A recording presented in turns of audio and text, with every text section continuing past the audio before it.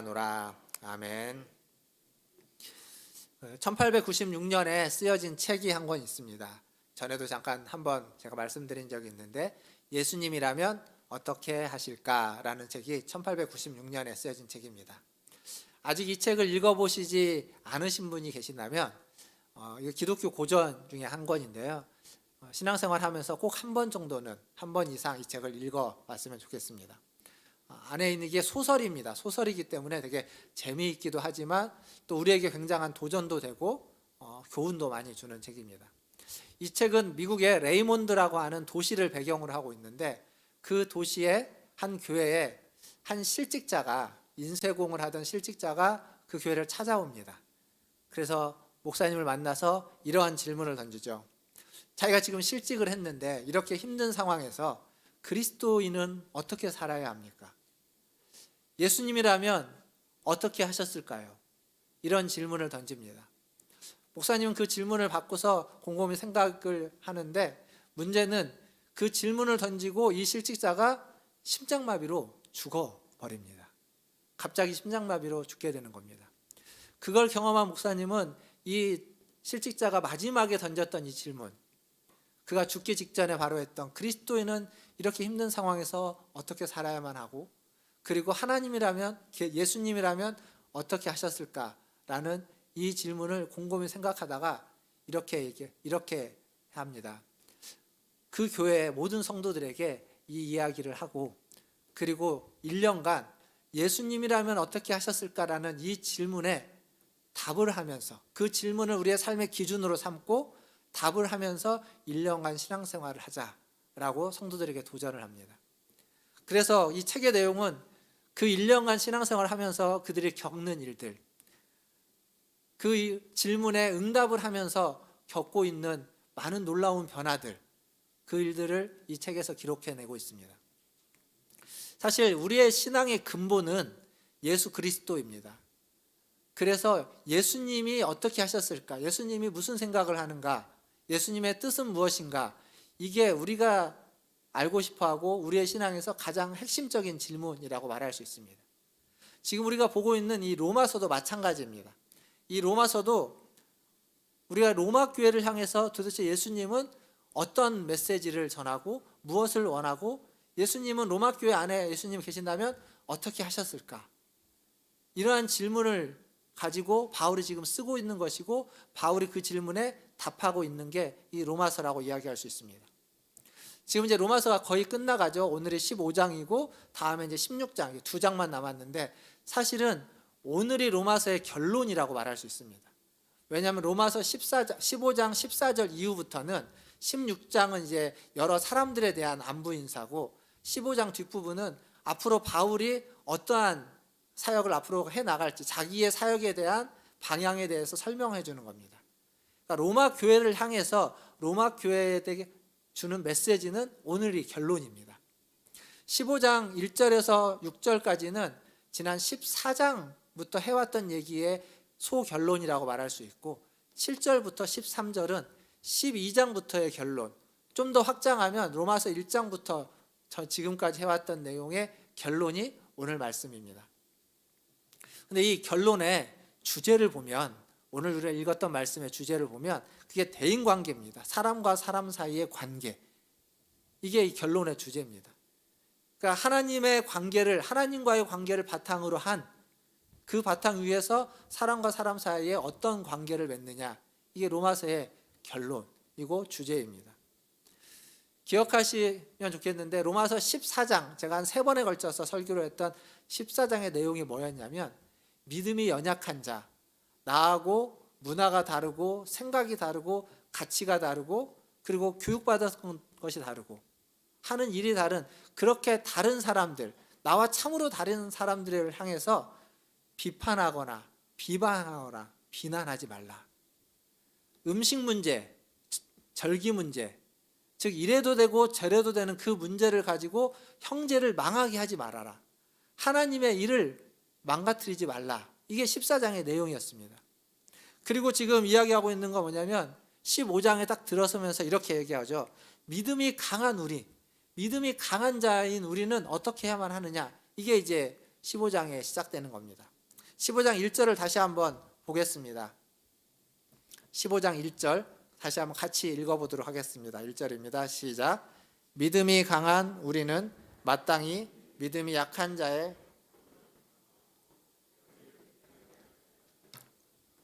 여기 보시면 믿음이 강한 자가 마땅히 해야만 하는 일에 대해서 이야기하고 있습니다. 근데 여기 바울이 재밌는 표현을 하는데 믿음이 강한 우리라고 합니다. 그러니까 바울 자신도 자기가 믿음이 강하다라고 하면서 믿음이 강한 사람들을 이야기하는 겁니다. 우리는 신앙생활 하면서 믿음이 강했던 적이 있습니까? 여러분의 믿음이 지금 강하십니까? 약하십니까? 아마 신앙생활을 오래 하셨겠지만 자신의 믿음이 강했다고 생각했던 적은 별로 그렇게 없을 겁니다. 우리는 항상 믿음이 부족하고 우리는 항상 믿음이 연약하고 우리는 항상 아직 주님을 잘 알지 못한다라고 그게 신앙생활이 5년이 됐던 10년이 되었던 50년이 되었던 대부분 비슷합니다. 대부분의 시간을 우리는 항상 믿음이 약하다고 생각하면서 살아왔습니다. 하지만 지금 시점에서 돌아보면 여러분이 신앙생활을 해왔던 옛날을 돌아보면 지금보다 믿음이 강했을 때가 있죠. 훨씬 더 뜨겁고 훨씬 더 열정적일 때가 있었습니다. 그때는 정말 무엇이든지 할 수 있을 그럴 때가 있었습니다. 하지만 그때로 돌아가 보면 그때 믿음이 강했다고 생각하지는 않았을 겁니다. 믿음이 부족하니까 열심을 냈던 거죠. 그러니까 우리는 항상 믿음이 부족하다고 생각하고 약하다고 생각하면서 지금까지 살아왔고 지금도 그러고 있습니다. 그런데 바울이 지금 로마 교회를 향해서 이야기할 때 뭐라고 하냐면 믿음이 강한 우리, 자기를 포함해서 믿음이 강한 자들이라고 이야기하고 있습니다. 이게 로마 교회를 향해서만 그렇게 말하는 것이 아니라 지금 이 로마서를 읽고 있는, 로마서를 보고 있는 우리에게도 마찬가지입니다. 바울은 우리에게 지금 뭐라고 이야기하는 거냐면 여러분에게 하는 얘기입니다. 믿음이 강한 여러분, 그러니까 우리의 믿음이 강하다고 지금 바울은 이야기해주고 있습니다. 이것은 믿음을 과시하거나 믿음을 자랑하라는 의미가 아니라 믿음이 강한 자는 믿음이 약한 자의 그 약점을 담당해야만 한다. 책임이 있다는 겁니다. 믿음이 강한 자는 그에 맞는 책임을 져야만 한다라는 얘기를 지금 해주는 겁니다. 여기 이제 담당하다라는 말은 짐을 대신 져준다라는 의미입니다. 갈라디아서 6장 2절에 가보면 이렇게 바울이 이야기합니다. 너희가 짐을 서로 져라. 너희가 서로 남의 짐을 지라 라는 얘기입니다. 그리하여서 그리스도의 법을 성취하라. 이게 바울이 했던 얘기죠. 즉 마음이 약한 자, 연약한 자, 그들을 긍휼히 여기고 불쌍히 여기는 것도 필요합니다.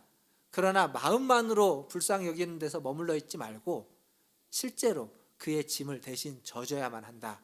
이게 믿음이 강한 자에게 요구되어지는 책임이다 라고 지금 바울은 이야기하는 겁니다. 근데요, 이 강함이라는 게 사실 쉽지 않습니다.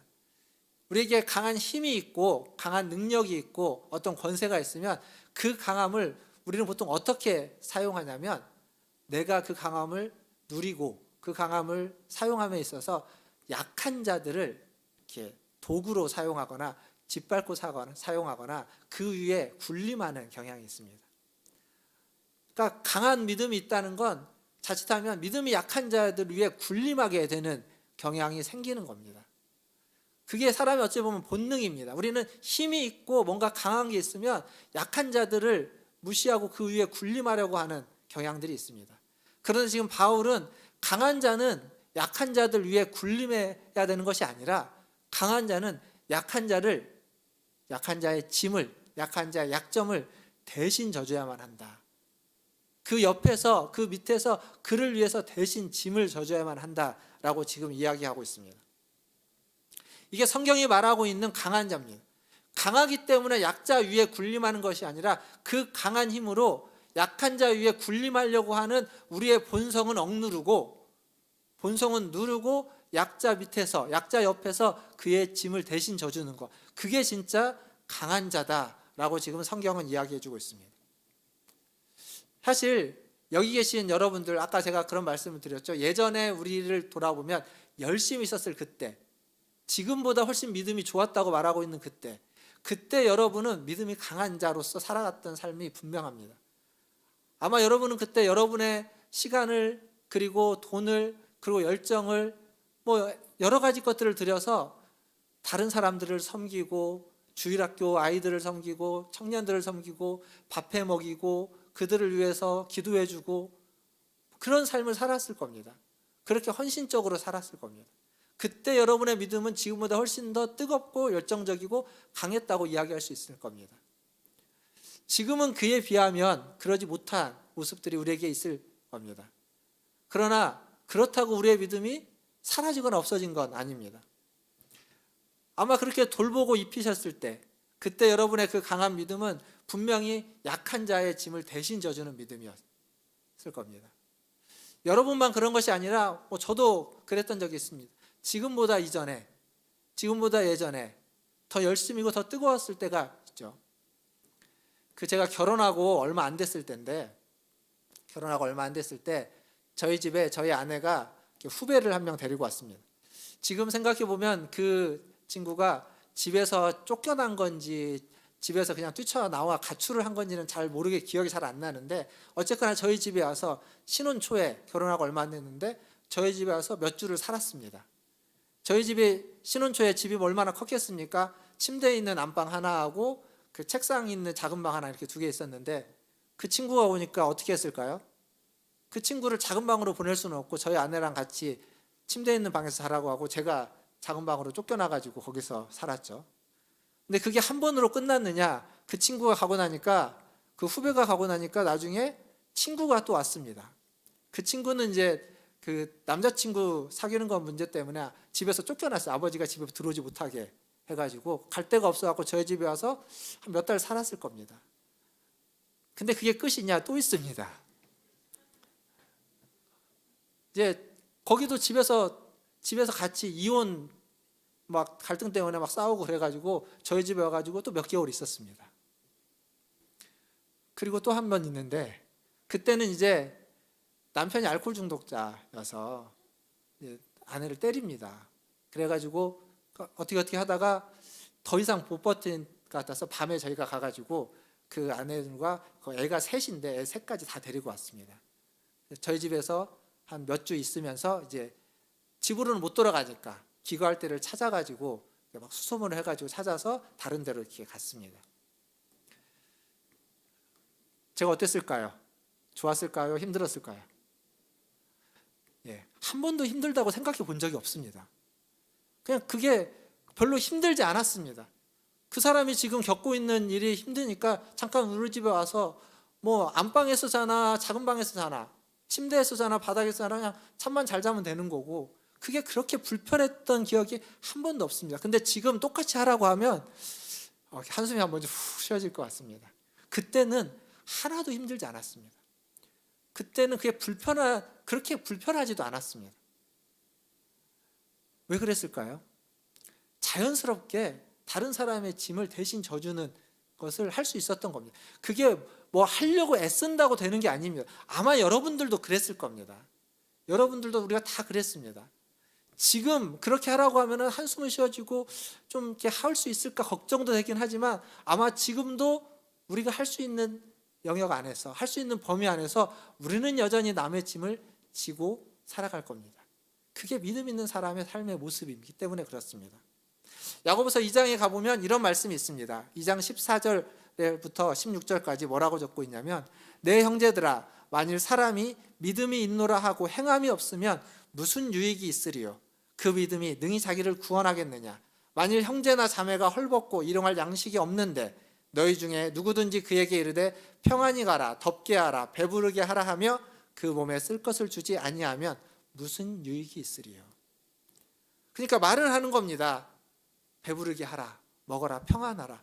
그런데 상대방은 아무것도 없습니다. 말만 하고 행함이 없으면, 그에 쓸 것을 채워주지 않으면 그러면 아무런 유익이 없다. 그 믿음은 죽은 믿음이라는 겁니다.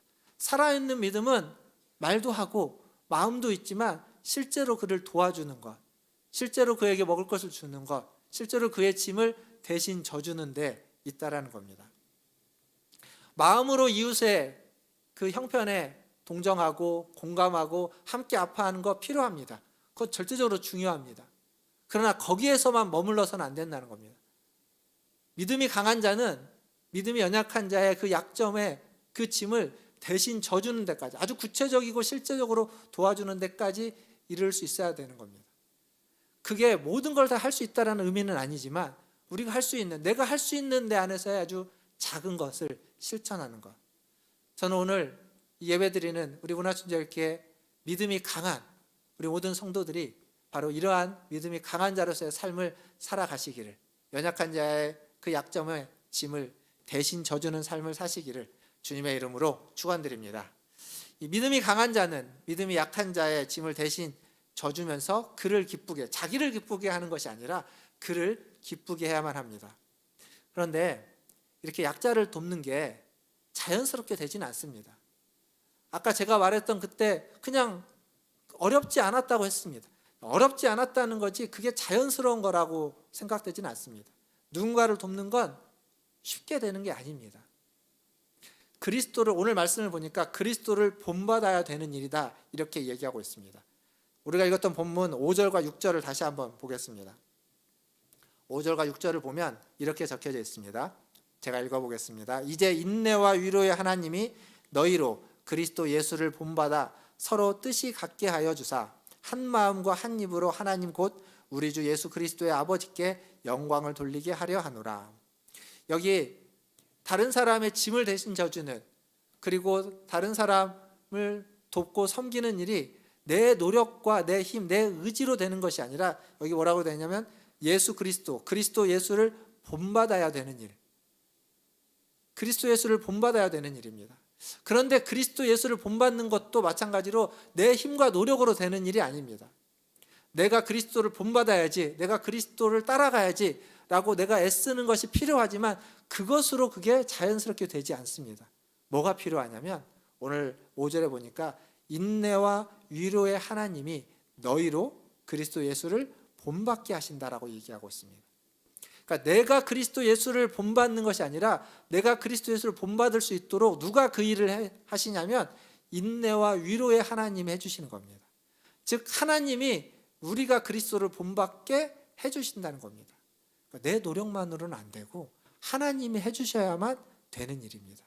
즉 우리 안에 계시는 성령님이 역사를 하셔서 성령님이 일하실 때 성령님의 일하심을 통해서 우리는 그리스도를 본받을 수 있고, 그렇게 그리스도를 본받을 때 비로소 우리는 다른 사람의 약한 자의 짐을 대신 져주는데 이르게 된다는 겁니다. 사랑하는 성도 여러분, 예수님을 본받는 것, 예수님을 닮는 것, 그건 자연스럽게 되지도 않고 그건 뭐 말씀을 줄줄줄 외우거나 아니면 어떤 능력과 어떤 은사가 있다고 해서 되는 게 아닙니다. 아니 그것을 목표로 그렇게 됐다고 해서 예수님을 닮은 것이 아닙니다. 예수님을 닮는다는 것은, 본받는다는 것은 그가 약한 자들, 죄인들을 위해서 이 땅에 오셔서 십자가를 대신 지셨다는 것, 그걸 따르는 겁니다. 그래서 그게 자연스럽게 안 되는 겁니다. 괜찮은 사람, 훌륭한 사람, 내가 사랑하는 사람을 위해서는 그의 짐을 좀 대신 져줄 수 있겠지만 죄인들, 나와 원수된 자들, 나와 함께 상종하기 어려운 자들, 그런 자들을 위해서 그를 대신해서, 그 사람을 대신해서 십자가를 져준다? 이건 자연스럽게 되는 일이 아니기 때문에, 그래서 하나님이 우리 가운데 성령으로 역사하셔야만 이 일이 되는 겁니다.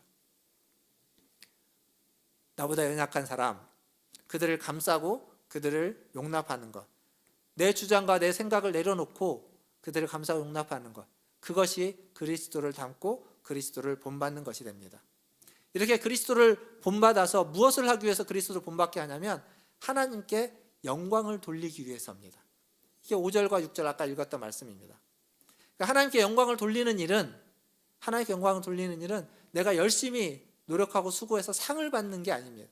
연말에 여러 가지 시상식이 있을 때 상을 받는 사람들 중에 하나님께 영광을 돌린다라는 시상 소감을 먼저 하시는 분들, 물론 그것도 훌륭하지만 그런 것들이 하나님께 영광이 되는 것이 아니라 오늘 본문에서 이야기하고 있는 건 뭐냐면 나와 다른 그 사람들, 그 연약한 자들의 짐을 대신 져주면서 그들과 마음을, 뜻을 같이 하고 한 마음과 한 입으로 함께 하나님을 높이는 것, 그게 하나님께 영광이 된다라고 오늘 바울은 이야기해 주고 있습니다. 지금 이 로마 교회가 어떤 교회입니까? 분명히 로마 교회 앞에서부터 누누이 말씀드렸는데 이방인 그리스도인, 헬라인 그리스도인과 유대인 그리스도인들 사이에 하나 되지 못하는 갈등이 있는 교회입니다. 그들에게 지금 바울이 편지를 쓰면서 결론적으로 이야기하고 있는 건 하나 되어야 된다는 겁니다. 결론적으로 말하고 있는 건 그들이 하나의 공동체를 이루어야만 한다는 겁니다. 그리스도를 본받아서 그리스도가 그랬던 것처럼 믿음이 강한 자는 믿음이 약한 자의 짐을 대신 져주면서 그들이 뜻을 같이 하고 한 마음을 품고 하나님을 함께 찬양하는 일에 힘써야만 한다라고 지금 바울이 이야기해 주고 있습니다. 그러니까 주님께 영광을 돌리는 건, 주님의 영광은 서로 다르지만 서로 다름에도 불구하고 하나의 몸, 하나의 교회, 하나의 공동체를 만들어가는 것, 그게 하나님께 영광을 돌리는 겁니다. 그러니까 서로 내가 맞다고 옳다고 목소리를 내면서 그 옳은 것들을 지키기 위해서 갈등을 일으키고 싸우고 다투는 것, 그건 하나님께 영광이 안 되는 겁니다. 사실 많은 교회, 한국 교회는 특히나 더 그 옳은 것을 지키기 위해서 많이 싸워왔습니다. 그러다가 많이 갈라지게 됐죠. 그러니까 아무리 수고하고 아무리 봉사하고 아무리 헌신을 해도 그 수고와 봉사와 헌신과 함께 갈등과 싸움이 있으면 그 수고, 봉사, 헌신은 하나님께 영광이 되지 않는다는 겁니다. 하나님께 영광이 되는 건 그 갈등을 이겨내고 그 다툼을 극복하고 서로 용납하고 하나 되어 가는 것, 그게 진정한 하나님께 영광이 되는 겁니다. 사랑하는 성도 여러분, 그리스도를 본받아서 연약한 자의 짐을 대신 져주는 그러한 우리 문화천재일교 성도들 다 되시는, 그렇게 믿음이 강한 자 다 되시는 저와 여러분 되기를 주님의 이름으로 축원드립니다. 7절 또 다시 한번 보겠습니다. 7절부터 13절까지가 로마서 전체의 결론이라고 말씀을 드렸죠. 그 중에 7절이 핵심이라고 이야기할 수 있습니다. 7절 한번 같이 읽어보겠습니다. 시작. 그러므로 그리스도께서 우리를 받아 하나님께 영광을 돌리심과 같이 너희도 서로 받으라. 새로운 얘기는 아닙니다. 앞에 여태 했던 얘기입니다. 여기 뭐라고 되어 있냐면 그리스도께서 우리를 받아들인 것은 우리가 받아들일 만한 사람이었기 때문이 아니라 하나님께 영광을 돌리기 위해서 그랬다라고 말하는 겁니다. 그러니까 너희도 서로 받아들여라, 이렇게 이야기해주고 있습니다. 그러니까 하나됨이 받아들여서 하나 되는 것, 그게 하나님께 영광을 돌리는 것이다라고 다시 또 이야기하는 겁니다. 앞에서 그 얘기했는데 지금 또 이야기하고 있습니다. 하나님의 영광을 위해서, 하나님의 어떤 진리를 지키기 위해서 다투거나 싸우거나 단절하거나 갈라서지 말라는 겁니다. 하나님의 영광을 지키는 건, 하나님께 영광을 돌리는 건 다투거나 싸우거나 갈라설 만한 그 사람과 그러한 상황 속에서 그걸 끌어안고 품고 아파하고 쓰러지고 눈물 흘리는 것이다 라고 말하는 겁니다. 그게 진짜 하나님께 영광을 돌리는 겁니다. 근데 우리는 수없이 그러지 못했던 모습들이 있습니다. 어쩌면 우리 교회는 그렇지 못했던 역사를 가지고 있습니다. 우리 교회뿐만 아니라 많은 교회들이, 한국 교회에 많은 교단이 이렇게 많아진 데는 다 이런 이유가 있는 겁니다. 끌어안지 못하고 아파하지 못하고 함께 울고 함께 눈물 흘리지 못하고 그냥 갈라서서 하나님의 영광을 위해서, 진리를 수호하기 위해서 옳다라는 것 때문에 갈라섰던 그 역사들이 한국 교회 역사이고 우리 교회 역사이고 우리의 신앙의 역사일 겁니다. 근데 그게 하나님께 영광이 되지 않는다는 겁니다. 지금 바울이 이 로마서가 결론적으로 말해주고 있는 건 서로를 받아들임으로 하나님께 영광을 돌려라 라고 이야기해주고 있습니다. 이건 바울이 로마 교회만을 보고 특별하게 가진 생각이 아니라 이건 구약에서부터 계속 반복적으로 말해오고 있는 진리입니다. 7절부터 13절, 특별히 그 중에 9절부터 12절까지의 내용은, 로마서에 있는 이 내용은 바울이 시편과 그리고 신명기 그리고 이사야에 있는 말씀을 인용하는 구절입니다. 반복해서 인용하고 있습니다. 근데 그 인용하는 내용이 뭐냐면 열방이 주를 찬송한다. 열방이 함께 하나님을 찬양하고 높인다라고 하는 이야기입니다. 근데 이 열방이라는 말은 이방인이라는 의미입니다. 이방인.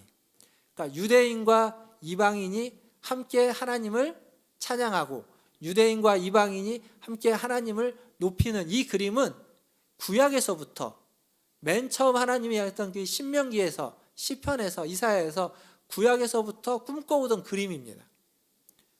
그러니까 이방인과 유대인이 한 공동체를 이루어서 하나님을 찬양하는 일은 신약에 와서 지금 바울이 생각해낸 어떤 그림이 아니라 맨 처음 구약에서부터 하나님이 꿈꿔왔고 하나님이 계획했던 그림이라는 겁니다. 그걸 지금 바울이 로마 교회에게 다시 이야기해주고 있습니다. 우리는 인종적으로 보면 다 이방인 그리스도인입니다. 우리는 뭐 유대인 안 계시지 않습니까? 여기 유대인 아무도 없습니다. 우리는 다 이방인 그리스도인입니다. 그렇게 보면 우리는 뭐 이 말씀에 굳이 딱 들어맞지 않는다라고 생각할 수 있지만 사실 우리는 다 이방인 그리스도인이긴 하지만 우리는 서로 다른 문화와 서로 다른 교육과 서로 다른 환경에서 자라왔습니다. 그래서 서로 다른 생각을 하고 있고 서로 다른 가치를 가지고 있습니다. 그런 우리가 하나 되는 건 굉장히 어려운 일입니다. 유대인과 이방인이 하나 되는 것만큼.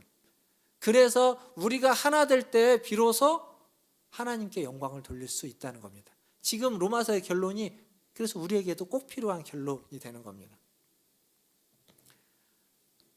교회는 그리스도로 말미암아서 탄생한 교회는 그래서 처음부터 유대인과 이방인이 함께하는 인종적으로 말하면 다인종 공동체고 다문화 공동체입니다. 서로 다른 사람들이 함께 모여서 하나가 되는 공동체.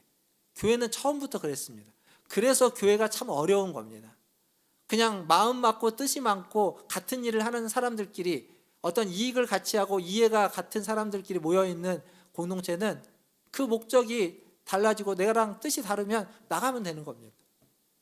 근데 교회는 처음부터 다른 사람들이 생각이 다르고 뜻이 다르고 목적이 다른 사람들이 모여서 하나됨을 추구해야만 하는 그렇게 될 때 그래서 어렵기 때문에 힘들기 때문에 그것을 이루어갈 때 하나님이 더 기뻐하시고 하나님께 영광이 된다라는 사실입니다. 우리 문화촌 제일교회가 그러한 공동체 그렇게 하나님께 영광을 돌리는 우리 성도들 다 될 수 있기를 주님의 이름으로 축원드립니다. 말씀을 맺으면서 사도 바울이 자기의 사역에 대해서 자기가 어떤 마음과 어떤 자세와 태도로 하나님의 일을 하고 있는지 고린도전서 9장에서 이야기해 주고 있습니다. 9장 19절에서 23절에 이야기해 주는 부분을 제가 한번 읽어보겠습니다. 잘 한번 들어보십시오. 내가 모든 사람에게서 자유로우나 스스로 모든 사람에게 종이 된 것은 더 많은 사람을 얻고자 함이라. 유대인들에게 내가 유대인과 같이 된 것은 유대인들을 얻고자 함이요 율법 아래에 있는 자들에게는 내가 율법 아래에 있지 아니하나 율법 아래에 있는 자 같이 된 것은 율법 아래에 있는 자들을 얻고자 함이요 율법 없는 자에게는 내가 하나님께는 율법 없는 자가 아니요 도리어 그리스도의 율법 아래에 있는 자이나 율법 없는 자와 같이 된 것은 율법 없는 자들을 얻고자 함이라. 약한 자들에게 내가 약한 자와 같이 된 것은 약한 자들을 얻고자 함이요 내가 여러 사람에게 여러 모습이 된 것은 아무쪼록 몇 사람이라도 구원하고자 함이니 내가 복음을 위하여 모든 것을 행함은 복음에 참여하고자 함이라. 아멘. 여기 지금 바울이 뭐라고 이야기하는지 들으셨죠? 유대인들을 얻고자 자기가 유대인과 같이 율법 아래에 있는 자와 같이 했다. 이방인을 얻고자 자기는 그리스도의 법 아래에 있지만 그리스도의 법 아래에 있지 않는 것처럼 이방인들처럼 했다. 약한 자들을 얻고자 약한 자와 같이 했다. 여러 사람들이 있는데 그 사람들을 얻고자 그들과 같이 했다라고 이야기하는 겁니다. 그걸 통해서 한두 사람이라도 몇 사람이라도 구원을 받게 하고자 그들을 얻고자 그들을 교회의 공동체로 하나가 되게 하고자 그렇게 했다라고 이야기합니다. 우린 참 은혜가 되고 감동적인 이야기입니다. 근데 이걸요 신앙을 딱 걷어내고 하나님을 딱 걷어내고 그냥 세상적으로 이 말씀을 보면 이런 사람 여러분 굉장히 싫어합니다. 우리 이런 사람 싫어합니다. 이게 어떤 사람이냐면 철새 같은 사람입니다. 여기 와서는 이게 좋다고 하고 저기 가서는 저게 좋다고 하고. 생각해 보십시오.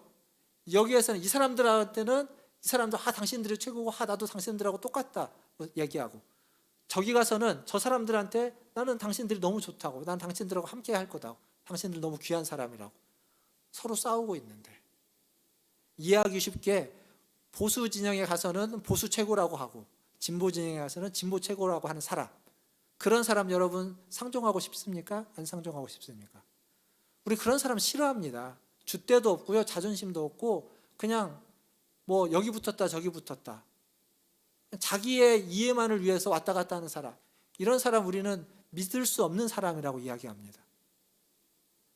신앙을 딱 떨어놓고 보면 우리는 이런 사람 싫어합니다.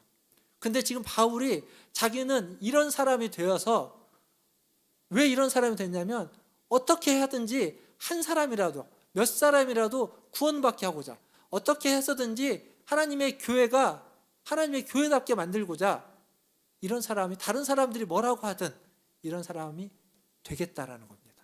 그렇게 사역했다는 겁니다. 이게 그리스도가 하신 일입니다. 그리스도는 하나님의 본체시고 하나님과 동등된 분이신데, 그걸 다 포기하고 우리하고 똑같이 되어서 우리를 구원하고 우리를 얻은 겁니다. 바울은 그 그리스도를 본받아서 이렇게 지금 이야기하고 있습니다. 우리가 그리스도를 본받는다는 건 우리의 줏대, 우리의 주관, 우리의 가치, 내가 생각하는 옳고 그름을 다 내려놓고 어떻게든지 그 한 사람을 위해서, 어떻게 해서든지 그 공동체가 하나됨을 위해서 내 것을 포기하고 그에게 맞춰주는 겁니다. 절대 쉽지 않지만, 그렇지만 그것이 그리스도를 본받는, 그것이 지금 로마서의 결론이면서 우리에게 이 로마서가 도전하고 있는 메시지입니다.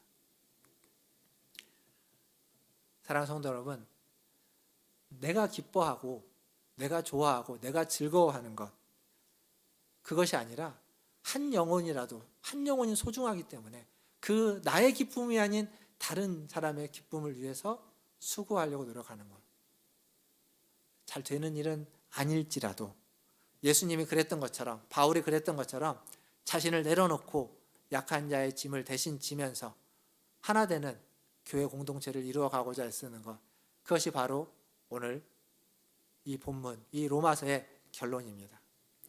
이런 아름다운 공동체를 만들어가기 위해서 힘쓰고 애쓰시는 우리 문화촌제일교회 성도님들 다 되시기를 바랍니다. 그리스도를 본받아서 한 영혼이 소중하기 때문에, 또 우리 교회가 하나님이 세우신 그리스도가 핏값으로 주고 산 이 교회가 소중하기 때문에 더 이상 갈라지고 나눠지고 다투고 싸우지 않도록 나 자신을 내려놓고 다른 사람을 위해서 그의 짐을 대신 져주는 그러한 문화촌제일교회, 그러한 문화촌제일교회 성도들 다 되시기를 주님의 이름으로 축원드립니다. 기도하겠습니다. 기도하실 때 말씀을 기억하며 같이 좀 기도하겠습니다. 한 영혼 한 영혼이 소중합니다. 그래서 예수님 그랬던 것처럼 우리는 우리 자신을 내려놓고 다른 사람의 짐을 져주면서 그를 받아들이면서 하나님의 공동체를 만들어 가야 됩니다. 믿음이 강한 자는 믿음이 약한 자의 짐을 대신 지라고 하고 있습니다. 믿음이 약한 자는 하나님 앞에 우리 자신을 놓고 그리스도를 본받는 믿음을 되기를 원합니다.